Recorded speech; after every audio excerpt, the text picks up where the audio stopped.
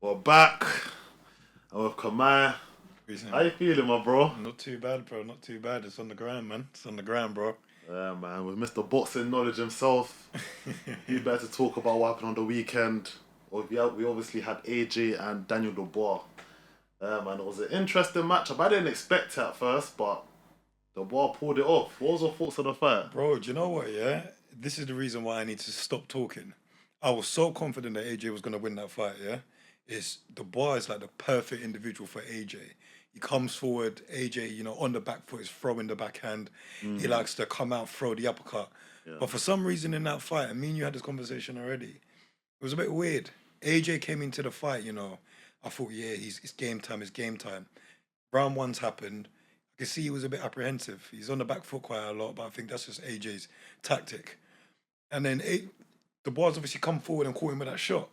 And when he's caught him with that shot, I thought he could recover, bro. Did not expect it. Did not expect that shot, bro.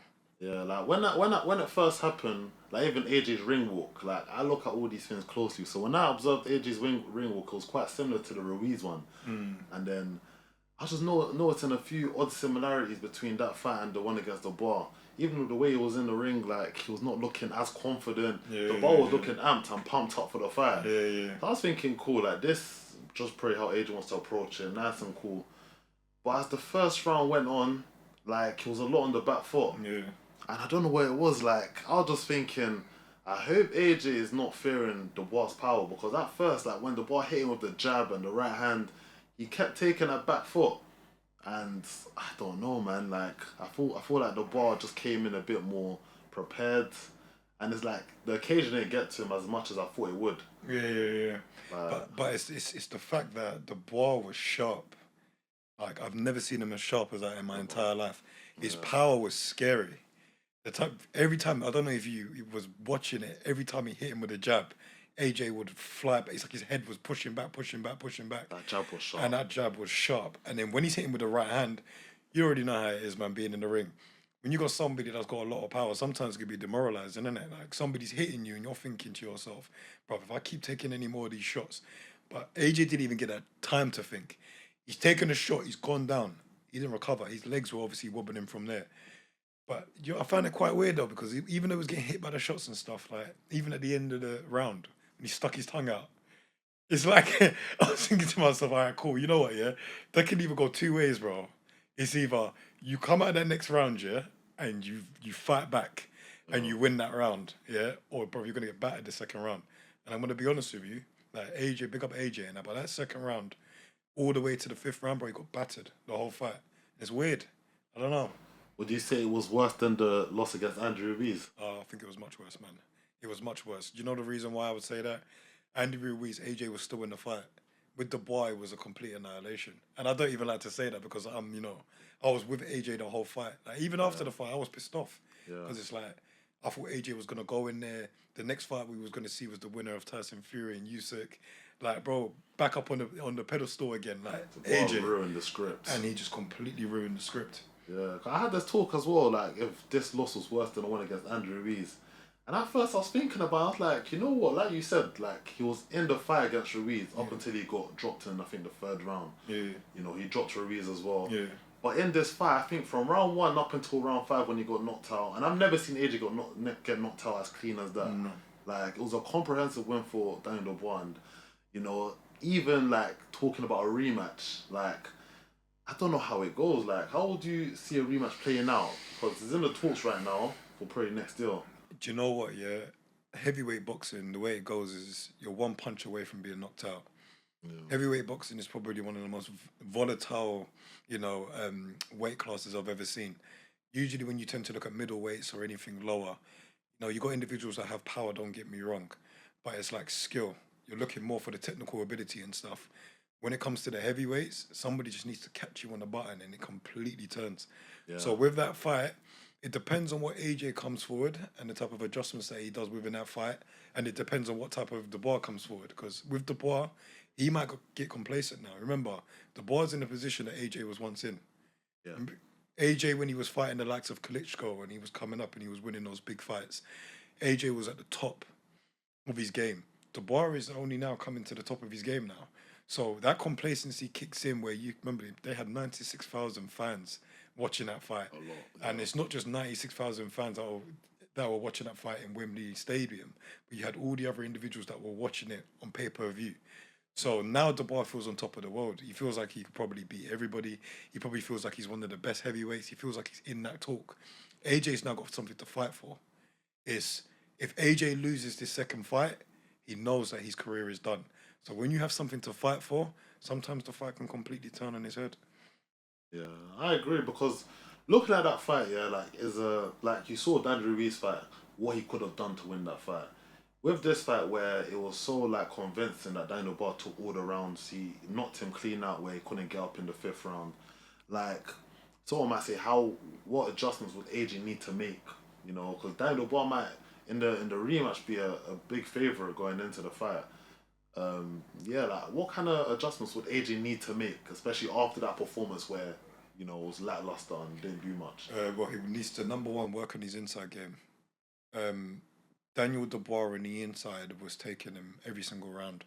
On the inside, he needs to be a bit more comfortable. Another thing as well, being on the back foot is only good if you utilize that jab. That jab needs to be utilized and popped out, and it needs to be popped out very frequently, especially with the individuals like Dubois. Dubois is a powerhouse. He wants to come forward. He wants you to get into that scuff. So if I'm going to say he has to make any adjustments, the adjustments is going to be a bit more aggressive. But his defensive ability as well. When you're pulling back, don't pull back with your chin up, because that was the That's one that was amateur crazy. moves. That's Yeah. amateur moves. Like when he pulled back, pivot. We all know about the pivot and keep your Yeah. hands up. When he's coming with that shot, you can parry or you can block to the right hand side. But when you're pulling back and you got your head in the air, your defensive abilities and your defensive fundamentals need to be on point with fighters like Dubois. Because if he catches you on your chin, it's lights out. Yeah, like, cause even looking at that fight, I was thinking to myself, like, AJ is a unified champion, two-time world heavyweight champion. Like, how do you make those amateur novice mistakes? Like you said, chin up in the air. He was dropping his hands for majority of the fight, and I don't know if it was a tactic where Ben Davison wanted to bring him in, lure him in, for him to land a big uppercut or something like that, because it just completely went wrong. And like in a rematch, I personally think that whole tactics needs to change massively, because even in terms of like the jab, the battle of the jabs is so important in a fight. From the first round, I think Daniel Dubois established that jab. Yeah. Like, and I think once AJ felt that power, I feel like he didn't want to know. Yeah. He really didn't want to know. As I said, it comes back to you're demoralized after that, man. Because imagine you go into a fight. Think about AJ, because he said he underestimated Dubois, yeah? Yeah. Think about it. You go into that fight thinking, I am going to win this fight. So all the fundamentals now, when Dubois hit him, has completely gone out the window. What does Mike Tyson say? Everybody's got a plan until they get punched in the face. Yeah, literally. And that's what happened with AJ at that time. He felt Dubois' power, and he probably thought to himself, you know what? Oh my God, I can't believe it. And this is one thing about boxing. This is life advice for everything. You get the fundamentals wrong, everything else goes out the window. It's like trying to build a house and you don't have the foundations are not secure. If the foundations are not secure within that house, anything that you build on top of that house is going to crumble. And that's what happened with AJ. Yeah. Do you think he underestimated Daniel Dubois? Yeah, massively. Yeah. Do you know the reason why I say that? Think about an AJ that went into a fight with Klitschko. He had everything to gain. And even if he lost that fight, the conversation would have been, but you lost against a great. He wanted that position. So he went into that fight thinking to himself, I need to win this fight. With Daniel Dubois, it was kind of like, yeah, I've been a champion. I want to become champion again. But this is just another individual that's in front of me, and I know that I can beat him. Bro, AJ's not fighting like that against Tyson Fury, or he's not fighting like that against Usyk. Think about this like this. If AJ versus Usyk, I'm talking about the second fight, was to fight against that version of Daniel Dubois, do you think it would have been the same? 100% not. I feel like the AJ that fought Daniel Dubois, AJ that fought Usyk in the second fight was a lot more hungrier. Yes. Even though he came up short, was a lot more hungry. I think in the Daniel Dubois fight, like you said, I don't think, he was thinking to himself, like, Daniel Dubois is probably a little kid. Yeah. He's sparred Daniel Dubois, like, I think 10 years ago. Yeah. When he just won the Olympic gold medal. So he's thinking, I've sparred Daniel Dubois as a little kid, like, You know, he probably underestimated his like ability now because he hasn't sparred or fought him in such a long time. Yeah. But you know, that's why I feel like he didn't perform on the day as well. And like you said, like I feel like sometimes you need that type of fight to get you out of bed and get you like you need everything to gain in this fight. And I don't think Down the Bar gave him that. Nah, he didn't give him that, but when he got into the fight with him, he definitely gave him that. I guarantee if there was a second fight and there was a rematch, you would see a completely different outcome. I don't think the outcome would be the same. I think that AJ would be far more hungrier. I think AJ would be far more on the front foot. I think AJ will pick much better selection of shots, and I think his defensive ability, 100% will be better in that fight. Because let's just be honest, the bar hits hard. Very hard, I was so surprised. The only other individual that I've obviously seen, I'm talking about in recent times, that hits that hard is Wilder. Daniel Dubois was rippling him. I don't know if you saw the picture on the Sports. zone. Yeah, and Yeah. and See it, the the, viral one, the viral picture, yeah. that is ridiculous to generate that much power behind a shot. That can make anybody scared within the There's a lot of sparring rumors that go about that. Like I've seen a lot of video clips that like a lot of heavyweights and like people that sparred the bar saying he's the heaviest hitter they've been in the ring with. And I don't know if psychologically that played a factor going into the fight with AJ, you know, because I've even heard a story of AJ asking someone like, does Daniel the Bar really hit that hard? Yeah, I heard about this as well, and I was thinking like something like that, knowing you're going into the ring with someone that hits as hard as Daniel the Bar, like, you know, before the fight that can like literally like cause you to have like some sort of like mental kind of thing where you're just thinking to yourself like, I need to make sure I avoid this guy's power. it's self doubt, isn't it? Yeah. It's putting yourself in a situation where you think, if this person hits me, am I gonna go down? And sometimes that could literally be the poison to your fight. When you're apprehensive about things and you're scared to put yourself into certain situations, because remember, this is all propaganda in the beginning. So think about the build up of the fight, yeah? AJ is not really respecting Daniel Dubois, and I think you saw the interview with Tyson Fury before the fight, Yeah. and Tyson Fury was saying, "Put some respect on Daniel Dubois." Yeah. Yeah. So you've got all of that media attention going on behind, but you really don't know until you actually get into the ring with that individual. Now, remember, he hasn't felt the power. He felt the power 10 years ago, but Daniel Dubois 10 years ago is not the Daniel Dubois today. He's got man strength, yeah. So he's probably going into the fight thinking, does he hit that hard? Let me try it. When he got a hit now and he figured out he does hit that hard, I think that's when the mental side kind of kicked in, where it's like, okay, he does really hit that hard. Am I able to actually go through the fight? And am I able to survive? Because AJ looked like he was in survivability mode. He didn't look like he was in a mode where, okay, this is the game plan that I'm going to stick by in this fight. From the first round, when he got hit with that shot, if you look at from the second to the fifth round, there was no strategy. So the strategy went out the window, if you actually think about it. Yeah. AJ was fighting and surviving as opposed to boxing. So even when he was trying to do his boxing thing, I don't know if when you analyze it, Daniel Dubois was getting on the inside a lot. And when Dubois was getting on the inside a lot, AJ was either holding or AJ was pushing him away. Now, usually what you would do is you would tie somebody up in a certain type of way, try to regain control of the center of the ring, because you don't want him to bring you to the ropes, especially because of those looping hooks that he throws. You want to regain the center of the ring. You want to jab high. You want to jab low. You want to change up your rhythm, and you want to set him up for that right hand. But AJ wasn't doing none of that. So Daniel Dubois was just walking forward, and he was hitting him and hitting him and hitting him. And another thing that I think as well that's quite crazy, and this might be a bit controversial, but I think when AJ hit him, AJ's a very hard hitter as well, so we're not going to take that out. But when AJ hit him, Daniel Dubois thought in his head, I can take AJ's power. And he kept going forward, and he kept going forward, and he kept going forward. AJ should have made him respect his power. But I don't think he done that in the fight until the fourth round. Didn't enough. Like, and I feel like just before obviously Daniel Dubois knocked him out, that's when he threw that big right hand. And at that time, I felt like obviously the ball went on the back foot. Yeah. But like you said, I don't think he respected his power because he kept throwing still. Yeah. And that's like obviously I know Daniel Dubois has a good chin. Like he's proved that a few times now. Like even against Hergovic. Yeah. But like I feel like you said, AJ didn't get the respect from Dubois at all in that fight. And I don't know if this goes back to, you know, the Andrew Ruiz loss, you know. Like mentally he's not being that same fighter. You obviously he showed it a few times against Ngannou, but people might say Ngannou's UFC fight, so he's supposed to do that. But against a boxer, I don't think he's really been showing like how he's been, the previous years against like the Dana Whites, the Klitschko's, and I feel like he needs to bring that back in order to beat Dubois in this fight. Otherwise, it could be the same outcome.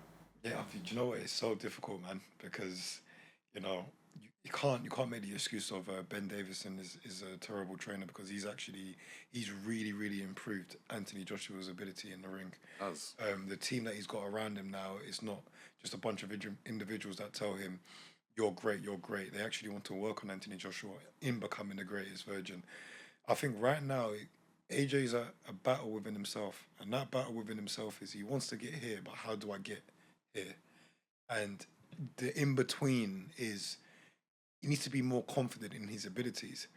AJ AJ knows that there's heavy hitters. AJ knows that his chin might not be as great as other heavyweights, but sometimes you have to make up that with something else. I mean, let's talk about his speed. Let's talk about his power. Let's talk about AJ's ability to maneuver around people and AJ's ability to adapt, because it's not all negatives.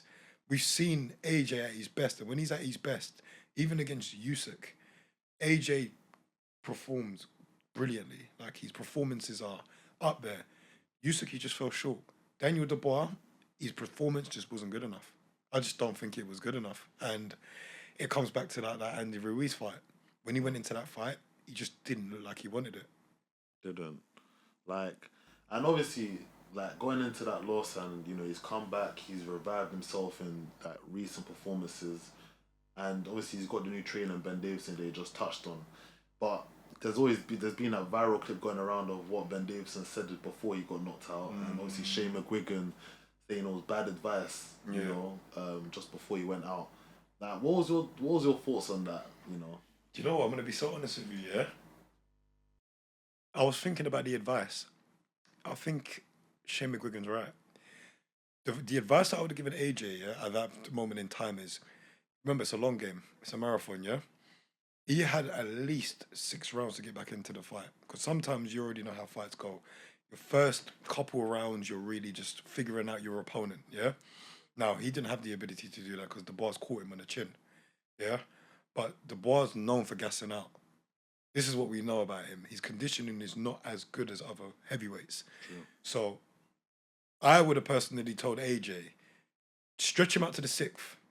Just survive for the 6th. Don't throw no big shots. Don't do none of that, yeah? Just place him with your jab, keep him off of you.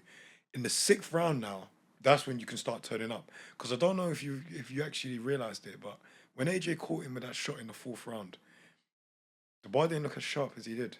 Even that right hand that he caught him with, even though it was a hard right hand, it wasn't like his other shots. He just caught it in the exact right place. We call it the sweet spot. But Shane McGuigan, you could anticipate it. He's gonna lift his arms. He's gonna go forward. Daniel Dubois is just gonna catch him on the chin, and that's exactly what happened. Ben Davison, I think he made the wrong call. I think he got into a stage where he even got desperate to a certain degree, because imagine watching your fighter from the corner and you've prepared 3 to 4 months for that fight, and you lot knew everything that you needed to do. He's watched all the tapes of Daniel Dubois. He knows what Daniel Dubois does in the ring. He's got experience knowing what different fighters do. And to see your fighter, Anthony Joshua, get caught by that shot and to be, pulverized for the duration of the other 4 rounds, kind of set into him where it's like, you know what, you need to go forward. But sometimes that's not always the right decision. So, yeah, man, I agree with Shane McGuigan. I'm not going to lie. Yeah, because when I first saw that clip, I was thinking that's completely. And Ben Davison's a good trainer. Like, people say he's elite, one of the best in this country. So when I first saw it, I was just questioning, like, why would you give him an advice like that in the 5th round of a fight? Like, he was saying that, like, you gotta just like let everything go now. Like, this is the last, like, it's the last hurrah. Like, you gotta let your hands go and try to get him out of there. But like you said, like, it's not a sprint. It's a marathon at the end of the day, and there's 12 rounds. And I think the best advice could have gave AJ at that point, just recover, get through the rounds, keep a high guard. Exactly. And, because AJ's recovery, he might take a few more rounds before he gets back to normal. Yeah. Like, his recovery is not always been the best. Everyone knows that. AJ needs a few rounds, similar to the Klitschko fight, where, he got knocked down, Klitschko let him back in the fight because AJ has 4 rounds to recover before he got him out of there. Yeah. And I think that should have been a similar advice he would have gave AJ for this fight against Dubois, because ultimately, if you think of it, I think that advice that Ben Davison gave to AJ, like, he literally got him knocked out. Yeah, he did. It got him knocked out. Got him knocked out. You know, I wouldn't say AJ should look for a new trainer now, because they've done a good job together so far, and obviously, you know, no one's perfect in this game, but like, I feel like one thing that they should do in probably the next match is just like, don't get desperate and just, you know, potentially just wait.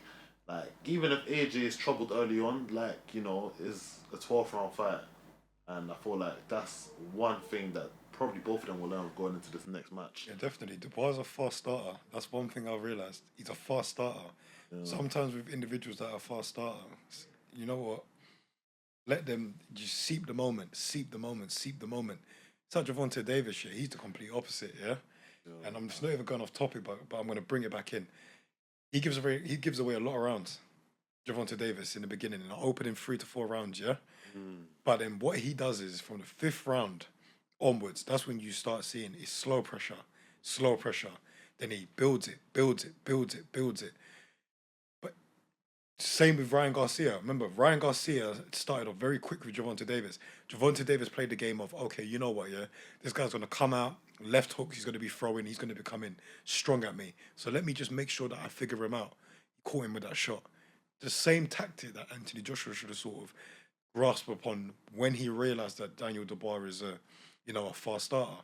But the only way that you're going to know that is if the trainer is actually watching that at that particular moment in time. And it all comes down to the decision of your trainer sometimes, man. Because AJ's got into that corner and he can only listen to what they're actually telling him at the time. Remember, he's got his own thoughts going on in his head.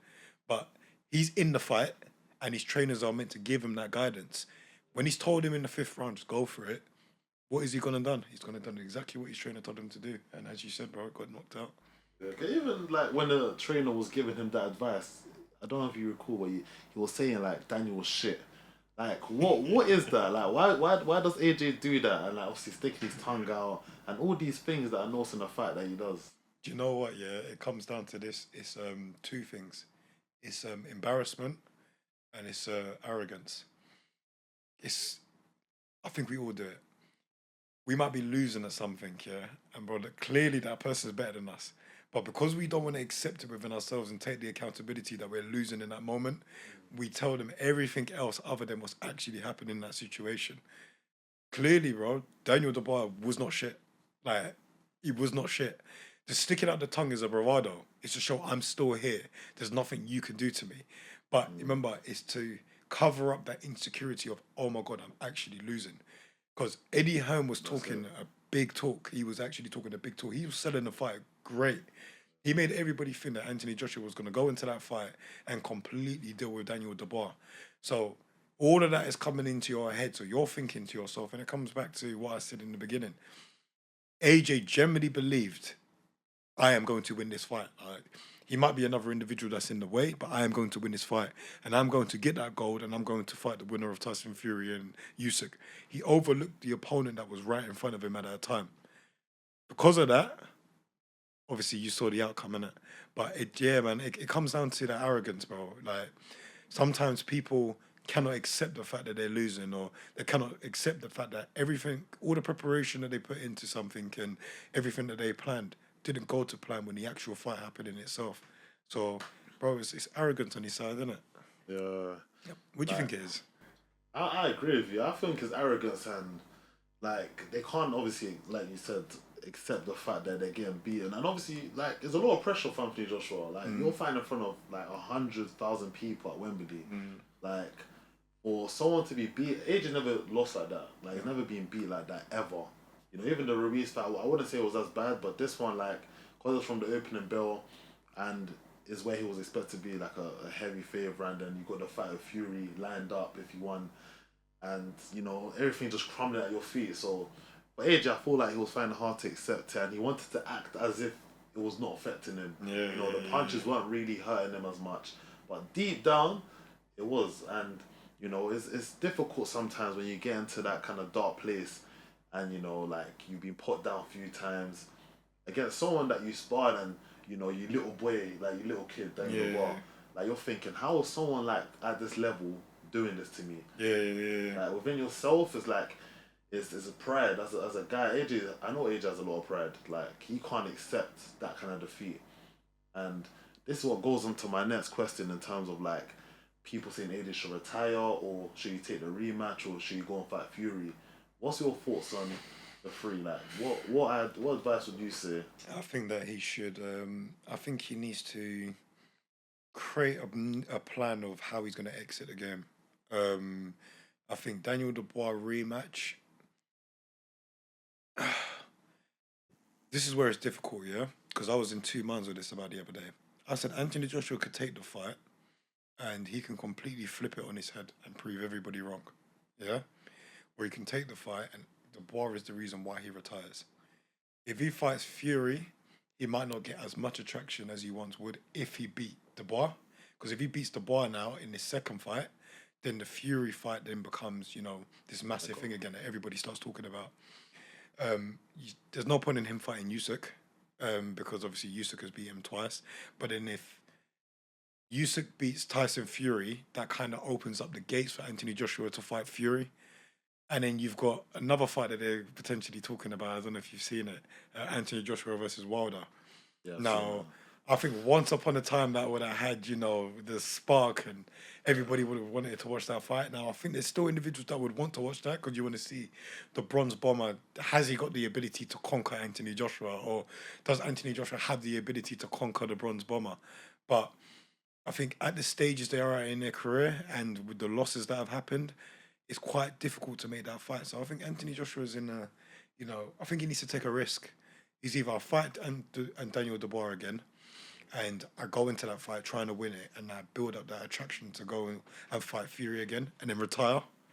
Or it's a situation where I fight Fury, it doesn't have as much of a, that fire spark that it once had, and win, lose or draw, I retire after that fight. But it's a difficult one, man, because if Daniel if Daniel Dubois didn't win that fight and Anthony Joshua was to win that fight, I think me and you would be having a very different conversation right now. I think our conversation would be, yeah, Tyson Fury versus AJ, we need it now, sort of thing. But yeah, man, it's kind of knocked him off course. What about you? What do you think? It's difficult, man. I've always said, even before this fight with Dubois, AJ's got two fights left. Been boxing 11 years. He's achieved a lot. You know, get rich, get out. You know, like AJ's cemented his legacy in boxing. But after this loss, there's no way that AJ can retire. No way.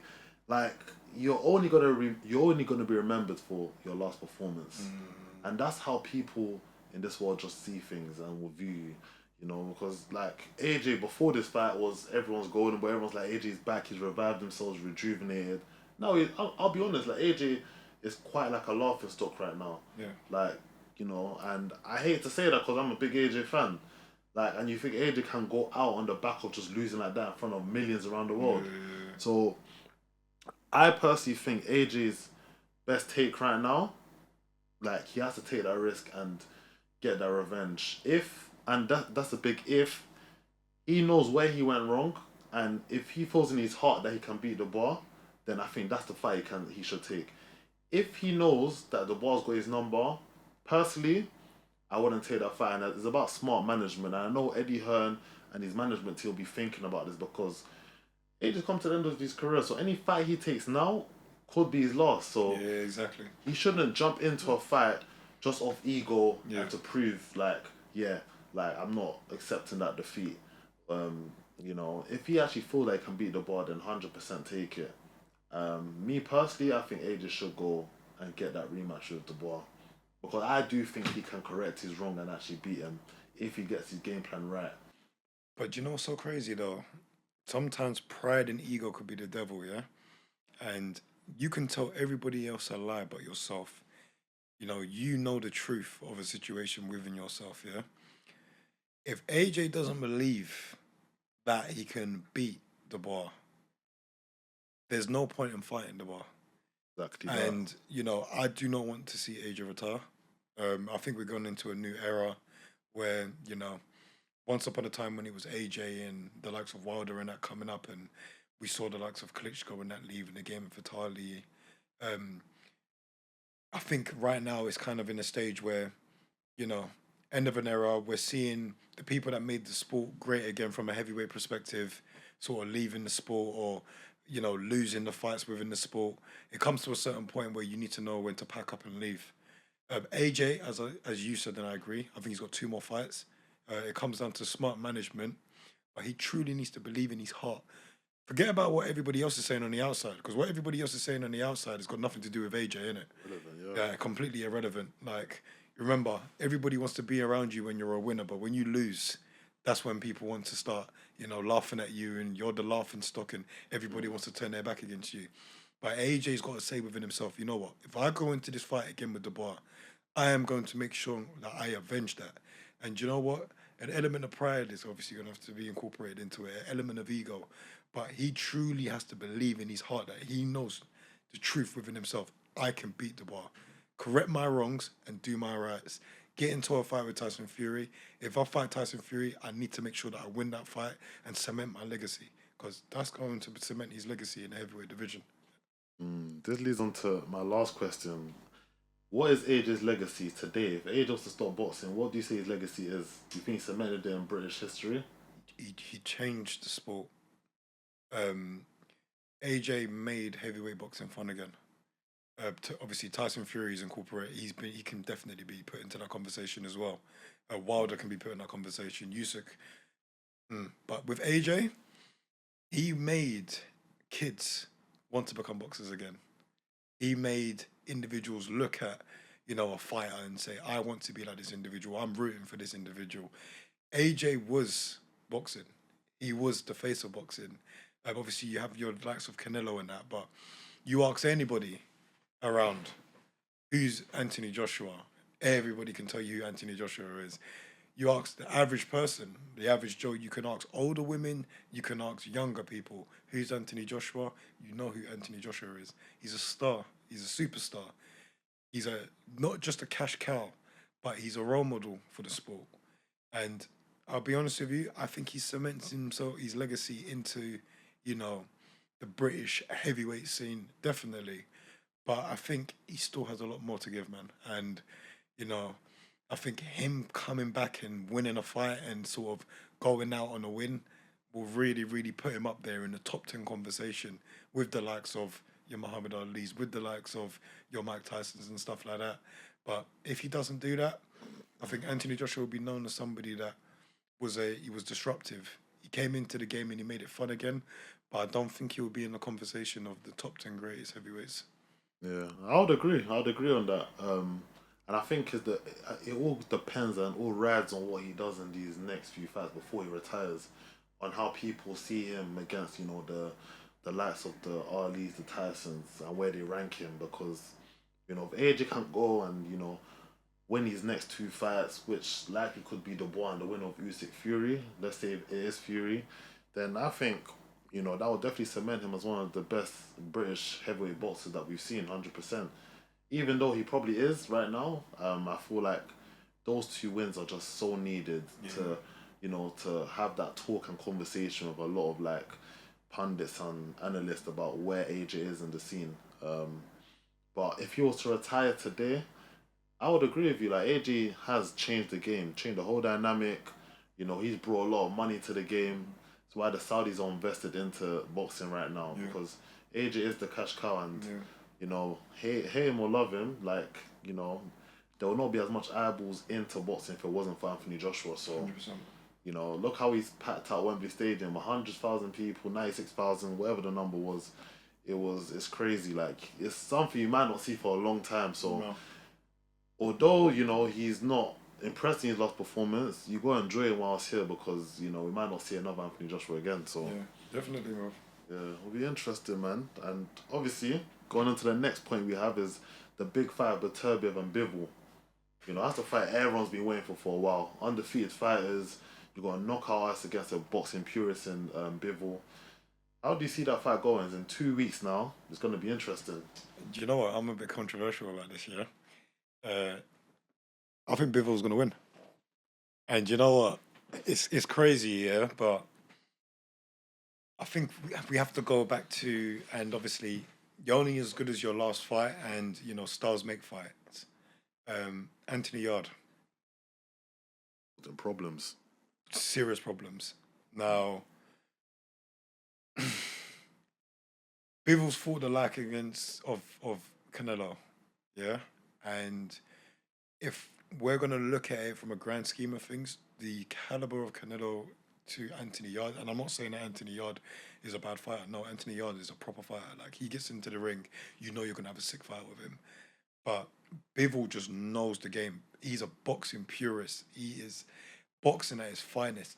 The way that he sets up his jabs, the way that he sets up his shots, he might not have as much power, but he's just. I think he just has everything in his game and in his arsenal to win that fight. I just think his IQ is just so good, and I don't think you're gonna find a fighter like Bivol for quite a long time. I think he's a brilliant boxer, and he has all the capabilities to win that fight. You know what? Yeah, obviously I agree with you. Bivol is an amazing fighter. Obviously, his record speaks for itself. He beat the likes of Canelo. He's beat a lot of current champions in the light heavyweight division. However, and this is the big however, Beterbiev has knocked all his opponents out, and obviously he's getting older. But as he's getting older, he's looking even more stronger now. And the question for me is, how is Bivol going to take that power? Because I don't think Bivol's really been tested, being hit as hard as someone like Beterbiev.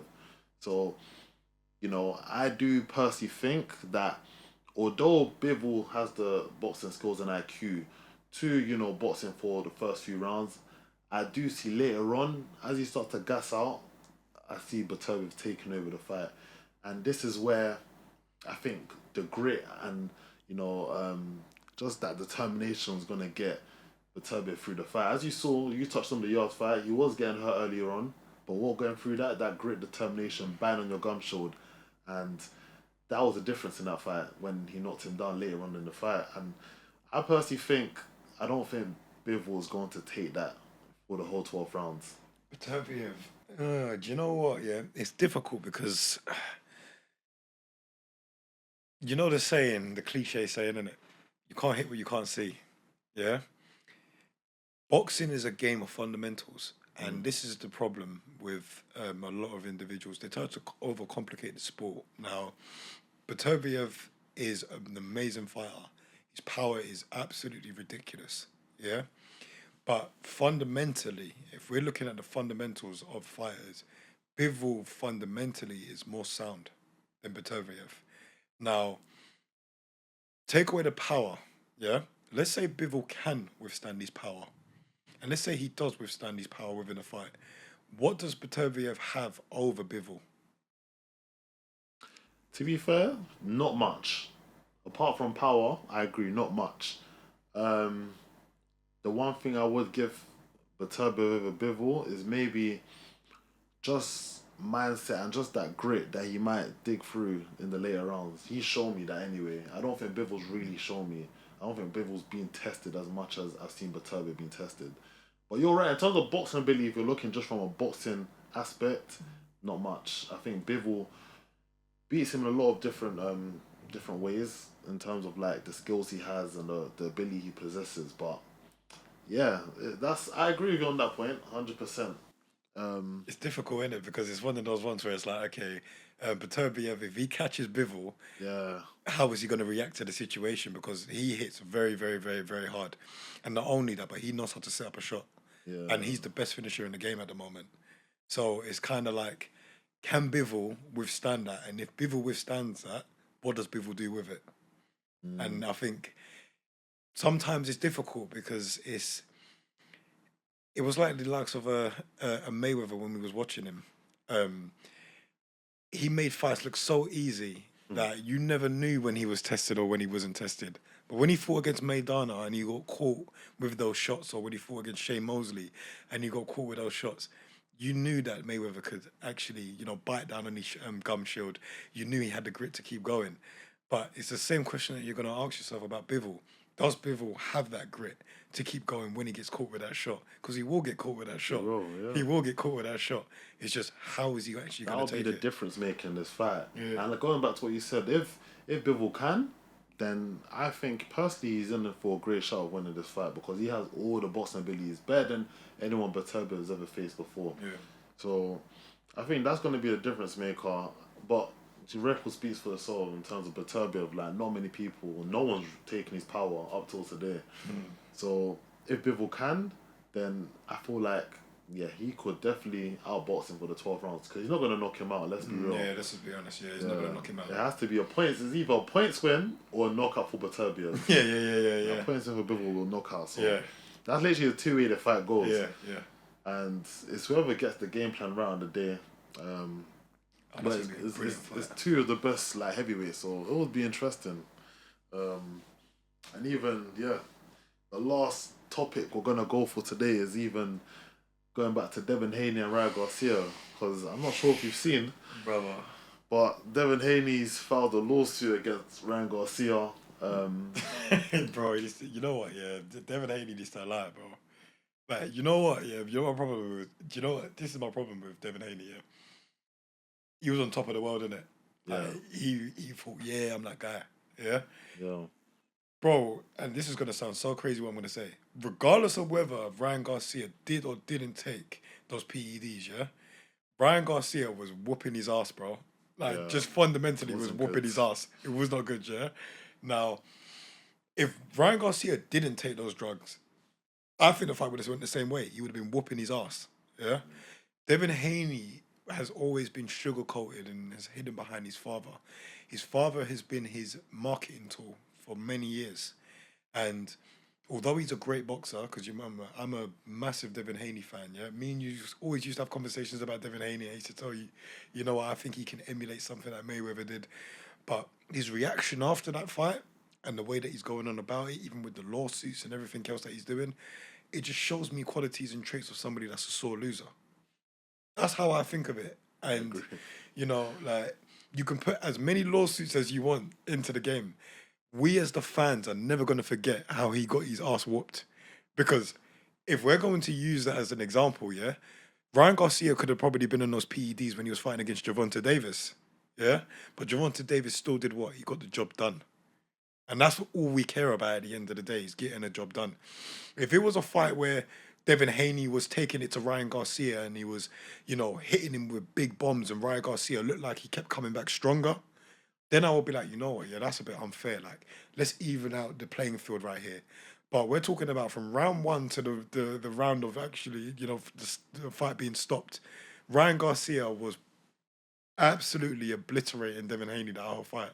So, man, I just think it's just, he's sulking at the moment, isn't he? He's in his feelings, he's affected, he feels some type of way.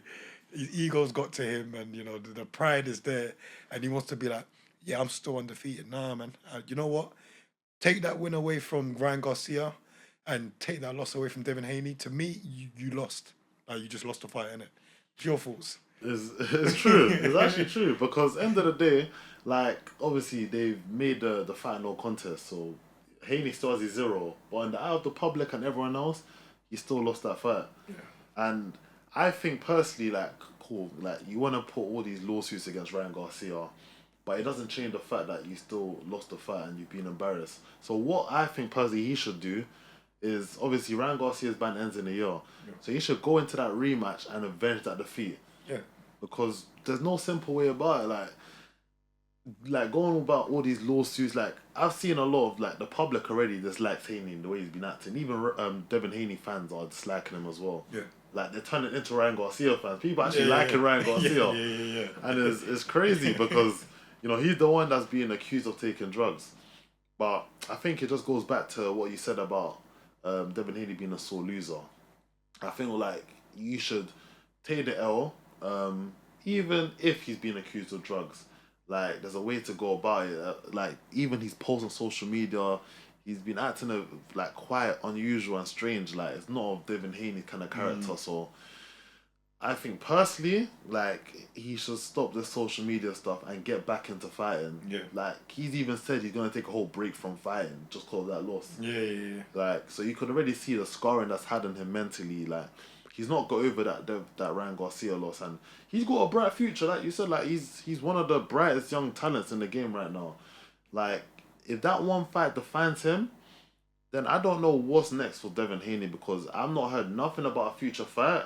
I've not heard anything about what his plans are next. All I'm hearing is about him filing lawsuits against Ryan Garcia. Do you remember what he said? He goes, he's never ever been outclassed like that by anybody. So I think that in itself, yeah, has scared him so much as well. Where you know when you put up a wall, sometimes yeah, you discern things in life that you can't have. Yeah. So what he's done is because he hasn't got that win, or he doesn't feel like he can get that win. You put up this wall, this barrier. Your first line of defense is your words, isn't it? With anything, yeah. And then your second line, that's when it starts becoming physical. I think Devin Haney's at that position now where it's like, okay, I lost a fight. I can't accept losing the fight. So I'm going to say all these things to try to justify the fact that I lost the fight, you know, the drug situation and this and that and blah, blah, blah. Bro, the God's honest truth is the heart and the soul of a real warrior and a real fighter is this. I might have lost the fight, but I ain't lost the war. We're going to get back in that ring and I'm going to show you the reason why you are not better than me. But you going bloody filing all of these bloody lawsuits and that ain't gonna do nothing for you, bro. I think that's just me personally. That's a gimmick, man. That is just some bullshit, like, bro.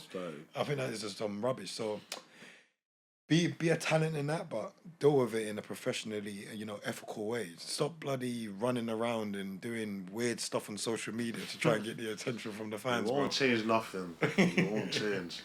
But yeah, man, Kemai, that's been an interesting boxing talk. Let's see what the future holds for all these people you mentioned, and I'm looking forward to it, man. It's been an interesting boxing talk, man. So yeah, man. Yeah, man. Thanks for having me, bro. It's been good. Solid. Hey, that was cold.